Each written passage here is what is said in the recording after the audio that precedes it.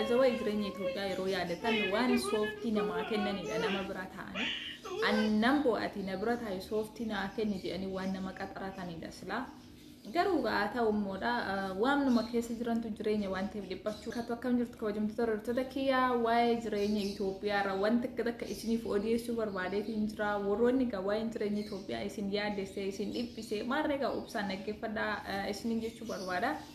Baay'ee jireenya Itoophiyaa yeroo yaadatan waan sooftii namaa kennanidha nama bira ta'anii annam bo'ati na bira taa'e sooftii naa kenni jedhanii waan nama qaxaratanidha silaa garuu gaa ta'u immoodha waan nama keessa jirantu jireenya waan ta'eef dhiphachuunis bo'uunis faayidaa waan takka waan buusuu hin dandeenyeef dhiisee jira. Mata duree kiyya yeroo argitan waa'ee caaltuuf waa'ee ajiiti. Ta'uyyuu garuu yeroo hundumaa waa'ee namaa yaadna waa'ee namaa sobna taanaan waa'ee keenya daganna waan ta'eef waa'ee keenya ofsi yaadachiisuun illee bareedudha jedhee itti amanee waan an dhufeef viidiyoo kee laayik sheerii gochuu hin dagatina. Isinuma fayyada keessumaa shamarran biyya Arabaa jirtan hundi keessanuu obsaan dhaggeeffadhaadha. Waan isin jechuu barbaadu irra hedduun keenya jechuudha amma biyya namaa kana teenye meeshaa biteetiin biyya galchadhaa. Antallee abaluu meeshaa biyya Arabaati bitee galchatti naana jedhanii meeshaa biyya Arabaan bitadhee galuu qaba. Wantoota akkasii fa'aa kan sammuu keessan keessa isin deemu jira. Meeshaa biyya Arabaarraa bittanii galchuu X irra muraa maaliif uummata akka isin hin fayyadu jechuudha.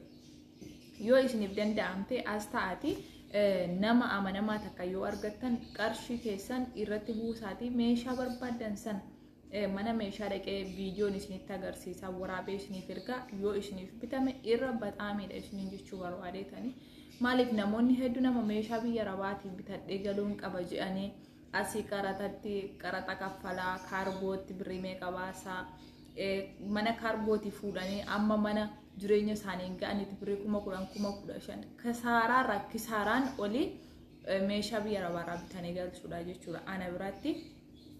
Ambiteellee hin galchu bitaa galchaallee isiniin hin jiru jechuun barbaada. Kan biraan immoo obboleeyyan keerra hedduun keenya jechuudha biyya namaa kana keessatti osoo kana guuteetiin galaa kana fooyyesseetiin galaa sana ijaareetiin gala osoo jennu umuriin keenya yeroo 20 ta'uu ni beekna garuu shamarran umuriin keenya 20 taanaani yeroo itti 28 fi 30 galu unumaayyuu of hin arginu jechuudha. Osoo nun akkas jennee of hin millatin umuriin keenya namni 30 nuu tilmaama 28 29 nuu tilmaama maaliif 20 takka geenyaan umuriin shamarranii hunuman dhaabbattu ana guyyaa guyyaatti dabalaa fi daqiiqaatti dabalaa hin beeku bicha wallahi. So kanaaf amma hiriyoonni kun warri waggaa darbe na wajjin galan barana jechuudha barreen gaddaa warri na wajjin galanii maashaallah irraa hedduun isaanii amma ilmoo qabanii jechuudha hundi isaaniitu akkuma galaniin ilmoo godhatanii amma immoo maalidha karoorri isaanii ilmoo godhatan sana biyya kaanii biyya namaa dhufaa jiran jechuudha nan kun nama tokko isaanii na dubbisu. Kanaaf egaa namni biyya namaa dhufee hojjetee galee yoomiyyuu qalbiin saara galfatee biyya hin taa'u biyya namaatti deebi'uun isaa dirqama waggaa 3-4 tureellee ta'u waggaa 1-2 turee ta'u kanaaf yeroo keenyaas teenyee waan hundumaa guutadhee galeen biyya namaatti akka hin deebineef jiraadha yoo jennee hin fakkaatu gaafa galee waggaa 1-2 biyya geenye waan nun hojjetannee galee kun nurkaa zeeroo taati jechuudha dirqama biyya namaatti deebi'uun dirqama nutti ta'uu danda'a waan ta'eef osoo illee galtanii ilmoo 1-2 argattanii jireenyi keenya akka jireenya warra biyya Baangaalii ta'ee jira sababiinsa amma jarri Baangaalii biyya namaa ta'aniituma qaansiraa hojjetanii maatiif ijoolleetti erganii ofii isaaniitii waggaa 3-4 keessa galaniitu yeroo muraasa arganii deebiin ilaa umrii isaanii akkasumatti jiraatan irraa hedduun isaanii maaliif biyya isaanii keessatti waan hojjetaniitiin ilmoo guddisaa waan dhabaniif keenyallee kanumatti deemaa jira. So kanaaf iyyuu irra hedduun keenya amma umurii keenya ilaalaa jirru ijoolleedha of seenaa asheetaaf bareedin darba waan jedhan egaa heerumnillee ijoollummaatti bareeda waan ta'eef. So kanaaf iyyuu sanan guuttadha osuma jennu yeroo keenya ofirratti gubuurra waan rabbi nu baasetti baanee booddeellee deebuutira nuuf filatamaadha isiniin jechuu barbaada hiriyoota koo yeroo keessan ofirratti hin gubinaa of ilaalaa isiniin jechuu barbaada. Shamarri takka waggaa 24 yookiin waggaa 23 oli gaditti abbaa barbaade filattee itti heerumuu dandeessi. Waggaa 26 ol taatee naan garuu qooda manatti hafu jetteetu jireenya ishee of dhokachuuf abbuma argitee itti heerumuu barbaadde jechuudha. Sana ta'uu hin qabnu nama jaallannu nama nu jaallatu filannee itti heerumuu qabna. Baay'een gaddaa hiriyoota kiyya maaliif amma yeroon barana biyya galee ture jechuudha. Ana ishee diasporaa caalee warra biyyaatu jireenya hin sodaatu. Maaliif dhabattis beekani qaba. Yoo qabaatanis yoo dhabanis uummata akka isaan hin eegu itti beekani waan ta'eef.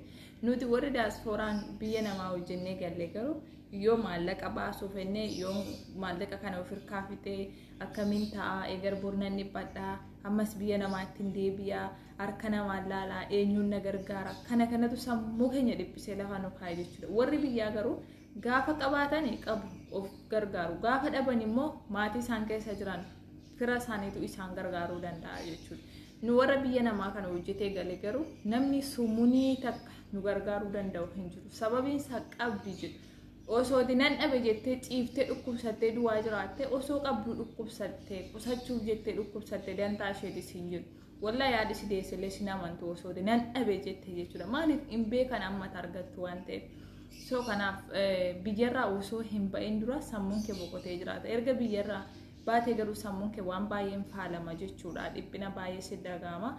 Haa ta'u garuu maal godhu jireenyi biyya Itoophiyaa waan qaaleef waan dhiphinatti nama galcheef namni dhimma lubbuun jiraachuu jira waan ta'eef danda'uu qabna isin jechuu barbaada.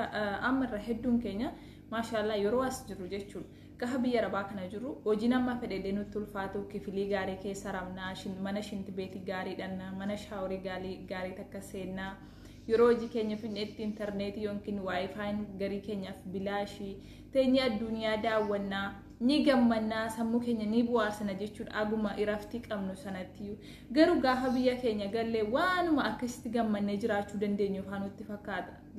Faallaadha bakka gaafa biyya galte intarneetii illee guuttachuun si cimaa jireenyichi bakka unumaa sin tamacha'u innaa mana shaaworii gaarii takka yoo hin qabaanne mana fincaanii takka yeroo dhaqxu si dhagahama bakka iyyuu maal hojjechaan ture maal godhachaan ture jetteetu of gaafattee odeeffiftaa jechuudha. Jireenya biyyaatti baruun baay'ee sammuu keessi jeeqa. Kun immootu akka carraate malee hundaaf guutuu hin danda'u. So sana sodaannees immoo umurii keenya biyya namaatti gubnee yeroo keenya ofirratti daaraa goonee eegar bor ofitti gaabuun gaarii miti. Maaliif ilaa umurii keenya aga jiraannu keessatti waan rabbi nuu katabe irraa jireenyi keenya fooyya'aa taataanaan fooyya'aa ta'ee jiraachuu dandeenya. Yoo jireenya gadii ta'es immoo gadii taanee jiraachuu dandeenya. Garuu umurii keenya kanatti arra darbite kana itti deebinee argachuu hin dandeenyu. Kanaafuu yeroo keenyatti fayyadamuun waajiba nu barbaachisa isin jechuu barbaada. Asumaan dhimma kaargoo irratti hiriyoota kiyya namni takkallee meeshaa bitaa kaargoo godhadhaa isin hin jedhu. Meeshaa kaargoo gochuun kisaaraarraa kisaaraa oliiti. Namni baay'een amma maashaallah of baree jira jechuudha. Asuma taa'eetu miindaa ji'a 3, miindaa ji'a 4, miindaa ji'a 5 jala jechuudha. Meeshaa manaa waan hundayyuu guuttataa jira. Gaafa biyya galee manni isaa guutuun meeshaa qabaa wanta waan isatti dhagahamu jiru jechuudha.